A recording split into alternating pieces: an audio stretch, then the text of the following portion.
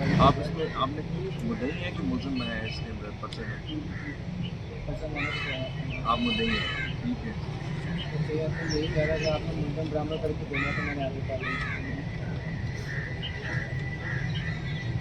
आपको पता है किसने किया वारदात?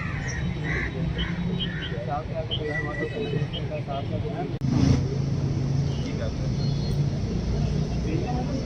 ਇਹਨਾਂ ਨੇ ਮਾੜੇ ਦਿੱਤੇ ਆ ਮੇਰੀ ਗੱਲ ਨਾ ਮਸਲਾ ਬਣ ਗਿਆ ਕਮਾਲੀ ਜੋ ਵੀ ਮਸਲਾ ਬਣਿਆ ਔਰ ਫਿਰ ਇਹਨਾਂ ਨੇ ਹੁਣ ਆ ਕੇ ਇਹਨਾਂ ਦੀ ਬਾਤ ਕੀਤੀ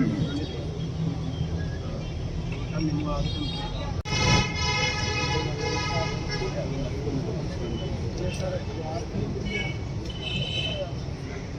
अखबार में ही अपना मलकी थी आपने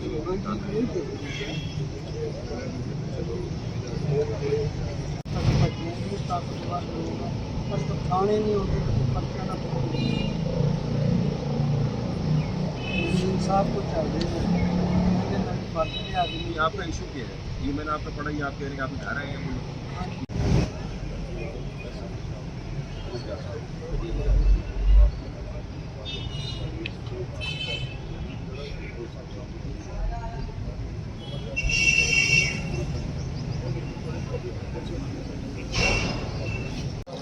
अब आपको पता किधर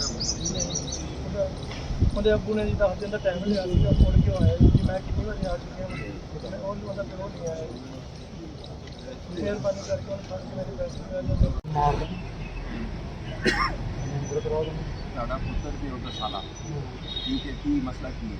ਕਾਰ ਦੇਣਾ ਚਾਹੁੰਦੇ ਵੀ ਘਰੇ ਉਹਨੂੰ ਜਦੋਂ ਨਹੀਂ ਸੀ ਕੋਈ ਸ਼ਾਇਦ ਹੁੰਦਾ ਉਹ ਕਰਦਾ ਗਾਲਾਂ ਮੰਦੇ ਬੋਲਦਾ ਸੀ। उसका आपका झगड़ा किसी ਝਗੜਾ ਇਹੀ ਬਸ ਘਰੇ ਹੀ ਘਰ ਦੇ ਨਾਲ ਸਾਡੇ ਨਾਲ ਗਰੀਬ ਬੰਦਾ ਜਦੋਂ ਫੜਿਆ जाए